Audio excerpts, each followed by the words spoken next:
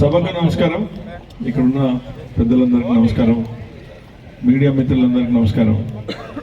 ముఖ్యంగా మా మాతృమూర్తులు, మా తాతయ్యలు, తమ్ముళ్ళు, అన్నలు, చెల్లెలు అందరికీ పేరు పేరున నమస్కారాలు, నా కృతజ్ఞతలు. మీరు ఇంత ఓపికగా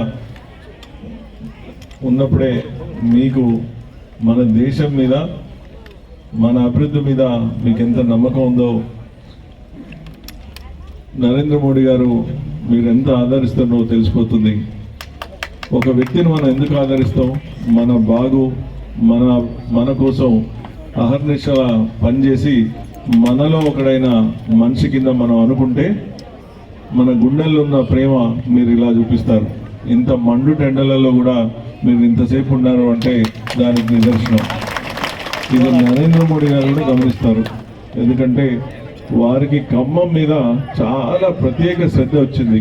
ఎందుకంటే గత 10 సంవత్సరాలలో ఇక్కడ అభివృద్ధి కాలేదని, మన ఖమ్మం చాలా చైతన్యవంతం, చాలా ప్రేమ గల మనుషులని, మనం దైవాన్ని ఆదరిస్తాం, భక్తిని మనం చాలా ముఖ్యం. మనకి చైతన్యం ఇక్కడే, విప్లవం ఇక్కడే.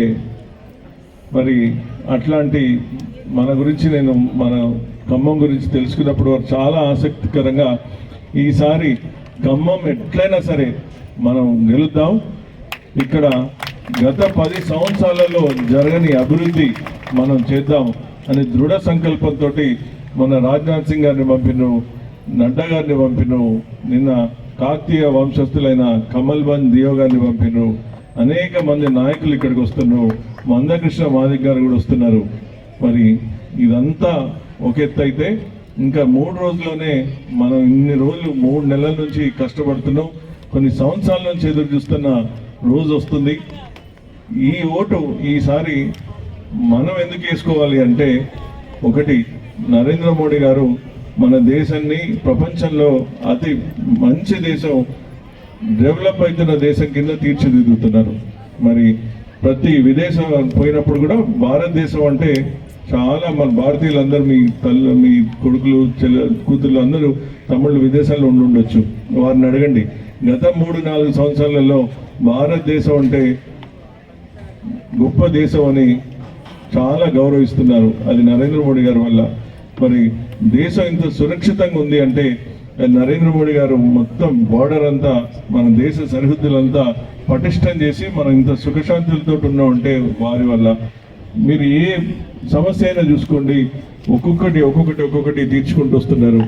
మన కాశ్మీర్ అయిపోయింది, మణిపూర్ది అయిపోతుంది, మన 600 కళ తీర్చేసారు, ఇంకా అనేక పనులు ఉన్నాయి. అందుకనే 3వసారి మన నరేంద్ర మోడీ గారు 400 పైసలకు వచ్చేది అంటే దాంట్లో ఎవరు, అందరూ కూడా అవును అంటున్నారు. ఇక్కడే మన కథ మొదలవుతుంది. 400 సీట్లు అయితే వస్తున్నాయి. మరి మన ఖమ్మం కూడా దాంట్లో ఉంటే మన అభివృద్ధి ఈసారి మనం చేసుకుందాం. ఇక్కడ మీరు గమనించినట్టయితే మనకి ఒక పెద్ద హాస్పిటల్ కూడా లేదు ఇక్కడ. మరి ఖమ్మంలోనే ఉన్న హాస్పిటల్ని దాన్ని ఆధునీకరణ చేయట్లేదు. మరి ఇక్కడే చేయకపోతే మీరు ఎక్కడెక్కడి నుంచో వచ్చారు, సత్తుపల్లి, మదిర, అన్ని అసెంబ్లీ కాన్స్టిట్యున్సీలో మంచి హాస్పిటల్ రావాలి. అక్కడి నుంచి ఊర్లలోకి మొబైల్ యూనిట్స్ రావాలి. ఇవన్నీ కేంద్రం చేయడానికి రెడీగా ఉంది, కానీ ఇక్కడ వీళ్ళకి ఆసక్తి లేదు. మరి యూనివర్సిటీస్ కానీ, మీరు చాలా మంది చదువుకున్న వాళ్ళు ఉన్నారు, మన పిల్లలు అందరూ కాలేజెస్కి వెళ్తున్నారు. మరి ఇక్కడ ఎక్కడైనా ఖమ్మంలో ఒక మంచి యూనివర్సిటీ అని వచ్చిందమ్మా? రాలేదు. మరి యూనివర్సిటీ లేక, హాస్పిటల్స్ లేక, ఇప్పుడు కొన్ని పరిశ్రమలు ఏమైనా వస్తున్నాయా? గత 10 సంవత్సరాల నుంచి మనకి గర్వకారణంగా ఏమైనా పరిశ్రమలు వచ్చినాయా? ఉన్న పరిశ్రమలు ఏమో మూతపడుతున్నాయి. KTPS కానీ, అక్కడ ఉన్న సింగరేణి కాలేజ్ కానీ అన్నీ దూరంగా వెళ్ళిపోతున్నాయి. మరి దేశం ఏమో ముందుకు వెళ్ళిపోతుంది, మరి ఖమ్మం ఏమో అక్కడే ఉంది, లేకపోతే కిందికి పోతుంది. మరి ఇదంతా మనకు అవసరమా? మన అభివృద్ధి చేయడానికి నరేంద్ర మోడీ గారు 100,000 కోట్లు ఇవ్వడానికి వారు రెడీగా ఉన్నారు. మరి మన ప్రతినిధులేమో వారి ఆస్తులు 100,000 కోట్లు పెంచుకుంటున్నారు తప్ప మన గురించి ఆలోచించే నాదుడు లేడు. యదా రాజా తదా ప్రజ అంటారు. మరి నరేంద్ర మోడీ గారు వారి సామాజిక సేవ నుంచి వచ్చి వారంతా దేశం కోసం చేసుకుంటూ ఒక ఛాయ్ బండి నుంచి దేశ ప్రధాని అవుతున్నప్పుడు వారి కుటుంబీక సభ్యులు ఎవ్వరు కూడా రాజకీయాల్లో లేరు. మరి ఇప్పుడు మరి కాంగ్రెస్ చూస్తే తల్లి కొడుకు చెల్లి తప్ప వేరే ముచ్చటే లేదు అక్కడ. మరి ఇక్కడ నేను మా తల్లిదండ్రులు ఎటు చూసినా కూడా రాజకీయాలలో లేరు. నేను మొదటి వ్యక్తిని. మరి సామాజిక కార్యక్రమాలు చేసుకుంటూ నేను ఊరు గత 10 సంవత్సరాల్లో తిరుగుతూ ఉంటే నరేంద్ర మోడీ గారు పిలిచి నువ్వు ఖమ్మం జిల్లా బిడ్డవు కాబట్టి, నువ్వు అక్కడ నీ గడ్డ కాబట్టి నీకు అన్ని సమస్యలు తెలుస్తాయి కాబట్టి నువ్వు వెళ్ళి మొత్తం నేను ఎలాగైతే అభివృద్ధి చేయదలుచుకున్నానో అవన్నీ నువ్వు మీ ఖమ్మంలో చేయని పంపించును. మరి ఇటు చూస్తే మన కాంగ్రెస్ చూస్తే అయితే కొడుక్కో భార్యకో తమ్ముడికో లేకపోతే వియ్యంకులకో. సో పైన ఎట్లుంటే కింద అట్లుంటారు. కాబట్టి ఈసారి మీరు ఇన్ని గంటలు మా లీడర్స్ అందరూ మీకు చెప్పుంటారు నరేంద్ర మోడీ గారు ఏం చేసిండ్రో. క్లుప్తంగా ఇప్పుడు మనకు కావాల్సింది మన అభివృద్ధి కోసం భారతీయ జనతా పార్టీ ఇక్కడ వస్తే అక్కడ పనులన్నీ ఇక్కడ తెచ్చుకుందాం.